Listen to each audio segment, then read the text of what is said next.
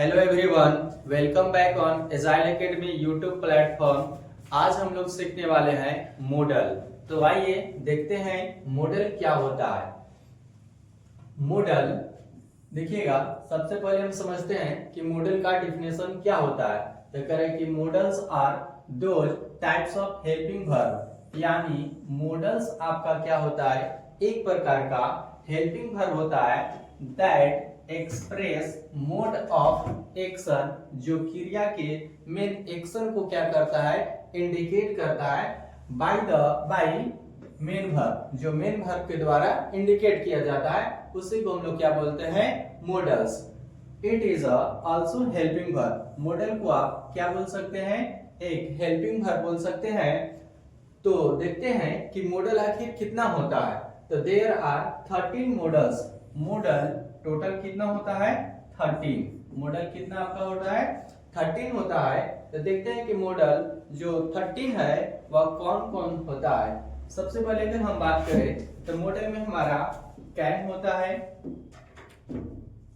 Can होता है, would होता है, मे होता है, माइट होता है, मस्ट होता है, शुड होता है, वुड होता है, नीड होता है, यूज्ड टू होता है, आउट टू होता है, डेयर, शैल और विल। तो इस तरह से आप देख रहे होंगे कि टोटल मॉडल जो है आपका कितना है, 13 मॉडल होता है। तो देखते हैं कि एक एक मॉडल का हिंदी क्या होता है।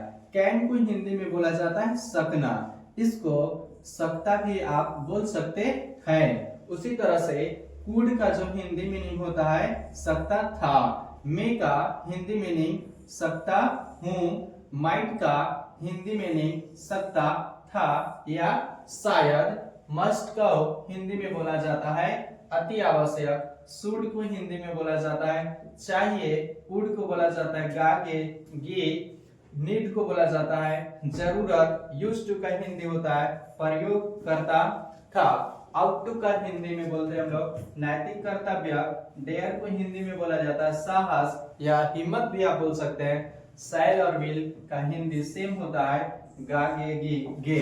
तो इस तरह से आप देख रहे होंगे जो टोटल 13 मॉडल होता है वह कौन कौन होता है और उसका हिंदी मीनिंग क्या होता है। तो आइए हम देखते हैं कि जो मॉडल होता है उसका हम लोग यूज कैसे करते हैं। Use of model.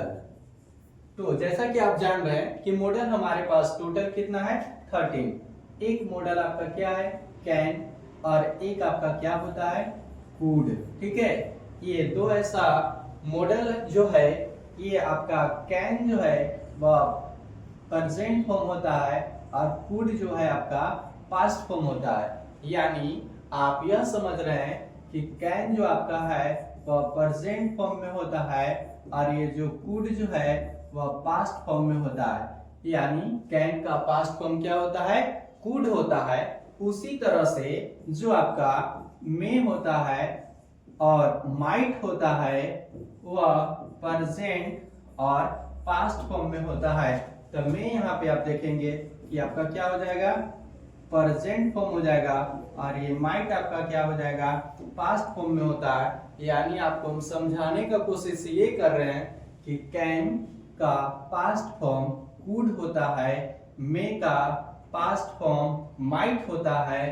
तो इस तरह से ये दो आप देखें कि मॉडल का जब यूज करेंगे तो इससे कहाँ यूज होगा, यानी जब भी कोई भी सेंटेंस में अगर आपको यूज करने का टाइम आए, that means fill in the blanks को अगर कंप्लीट करने का बात किया जाए तो जिस सेंटेंस में प्रेजेंट टाइम का इंडिकेट करेगा तो उसको में आप कैन का यूज करेंगे, और जिस सेंटेंस में पास्ट टाइम को इंडिकेट करेगा उसको में आप कुड का यूज करेंगे, और जिस सेंटेंस में प्रेजेंट टाइम का यूज करेगा, प्रेजेंट टाइम का बात करेगा तो उसको में आप मे का यूज करेंगे, और जिस सेंटेंस में पास्ट टाइम का बात करेगा तो उसमें आपका यूज करेंगे माइट यूज करेंगे।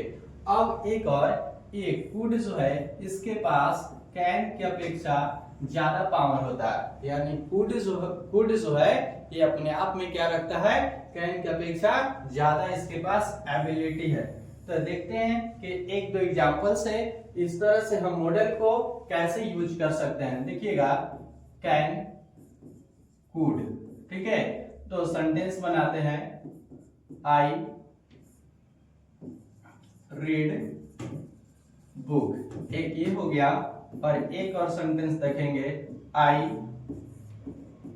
Jump over the wall. ठीक है, तो ये दो सेंटेंस आप देख रहे होंगे कि एक में बोलता है आई रीड बुक, एक में सेंटेंस में बोल रहा है कि I blanks jump over the wall. यानी ये दोनों सेंटेंस को अगर आप देख पा रहे हैं तो ये आपका रीड जो है ये प्रेजेंट में भी होता है और ये पास्ट में भी होता है, और ये जंप जो वर्ड आपको दिख रहा है ये कौन सा फॉर्म में है, प्रेजेंट फॉर्म में है।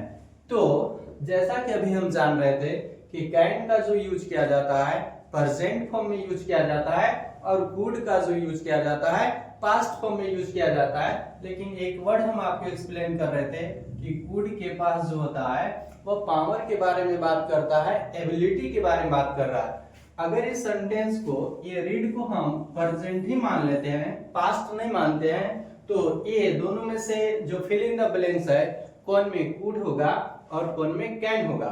तो देखिएगा ये सेंटेंस में क्या बोल रहा है कि रीड बुक, किताब पढ़ना। ठीक है, और एक में क्या कर रहा है, जंप ओवर द वॉल। ठीक है, अगर आपको दीवार पे से छलांग लगाना है तो आपके पास क्या होना चाहिए, पावर होना चाहिए, एबिलिटी होना चाहिए, क्षमता होना चाहिए। तो आप दीवार पर से क्या लगा सकते हैं, छलांग लगा सकते हैं। लेकिन अगर आपके पास क्षमता नहीं होगा तो आप दीवार पर से उछल नहीं सकते हैं। यानी सेकेंड नंबर जो सेंटेंस देख रहे होंगे उसको में एबिलिटी, पावर का बात कर रहा है, इसलिए इसको में क्या हो जाएगा, कुड हो जाएगा। और रीड बुक, पढ़ने के लिए किताब बात किया जा रहा है, ये नॉर्मल सेंटेंस है, इसलिए इसमें क्या हो जाएगा, कैन हो जाएगा। इस तरह से आप देख रहे होंगे कि कैन और कुड का यूज करना कितना आसान है। एक और एग्जांपल दिखाते हैं कैन और कुड से रिलेटेड। देखिएगा, यू डांस वेरी वेल। ठीक है, एक और देखेंगे, यू प्ले गेम। तो ये दो सेंटेंस है। अब ये दो सेंटेंस में हम देखते हैं कि हमें यूज करना है इस बार में और माइट। ठीक है, तो देखते हैं कि ये दो सेंटेंस में और माइट कौन यूज होगा। तो देखिएगा, सबसे पहले अगर फिल इन द ब्लैंक्स का अगर आप क्वेश्चन बनाते हैं तो आपको समझना ये होगा कि सेंटेंस क्या कहता है, अकॉर्डिंग टू सेंटेंस के अनुसार ही सेट किया जाता है जो ऑप्शन होता है। एक सेंटेंस में देखिएगा डांस वेरी वेल कह रहा है, एक सेंटेंस में गेम खेलने के लिए बात कर रहा है। तो यहाँ पे आप देख रहे होंगे कि यहाँ पे यू है और यहाँ पे भी यू है, और ये दोनों सब्जेक्ट है। तो दोनों सब्जेक्ट है तो यहाँ पे में होगा कि माइट होगा। तो अगर हम बात करें, यहाँ पे देखिएगा जो डांस करने के लिए बात कर रहा है वह कैसा कर रहा है, वेरी वेल। ठीक है, यानी वह बहुत अच्छा डांस कर सकता है। और एक में सिर्फ बोल रहा है कि वह गेम खेल सकता है। यानी जिस सेंटेंस के अंदर जो क्वालिटी को बढ़ा दे, एडजेक्टिव वर्ड को इंडिकेट किया जाए, तो वहां पे संभावना के रूप में यूज जो किया जाता है वह में का यूज किया जाता है। और एस में क्या हो जाएगा आपका, में भर दे वहां पर, तो यहाँ पे माइट। ठीक है, और आप क्या कर सकते हैं, यू माइट प्ले गेम, आप गेम खेल सकते हैं। इस तरह से देख रहे होंगे कि में और माइट का यूज कर सकते हैं इस तरह से। लेकिन अभी आप बोल सकते हैं कि सर में का जो माइट का जो यूज करने के लिए बताए थे वह पास्ट टाइम में यूज करने के लिए बताए थे, लेकिन सेंटेंस जो हम दिए उसको मैं पास्ट टाइम का यूज नहीं किए। तो दोनों सेंटेंस को हम पहले बढ़िया से समझे कि कौन सा सेंटेंस में हो सकता है, कौन सा सेंटेंस में माइट हो सकता है।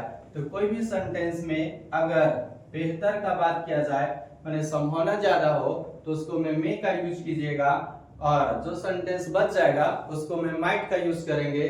तो हम समझ पा रहे हैं कि आपको यह वीडियो समझ में आ रही होगी।